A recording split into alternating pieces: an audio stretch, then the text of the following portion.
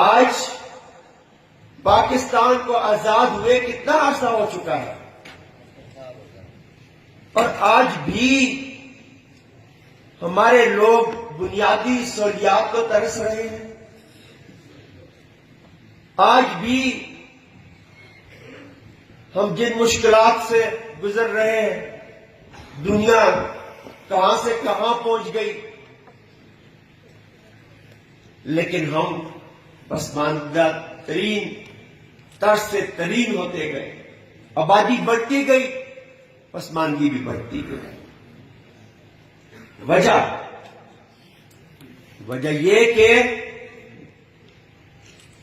شاید ہمارے اعمال ایسے تھے کہ اللہ نے ایک عذاب کی صورت میں ہم پہ نواز شریف اور زرداری کو نازل کیا۔ اس قوم پہ ایک عذاب تھا، اس قوم پہ ڈاکو اور چور حکمران رہے۔ ابھی پیناما کا جو کیس ہوا آپ کے سامنے، غیرت مند قوموں کے حکمران جو کہ مہذب قومیں اپنے آپ کو کہلاتی ہیں، ان کے حکمران جب پیناما کی لپیٹ میں آئے تو عوام سڑکوں پہ نکلے اور گھر تک گئے کہ اس چور سے استعفیٰ لے کے اس کو گھر بھیج کے گھر کی طرف گئے۔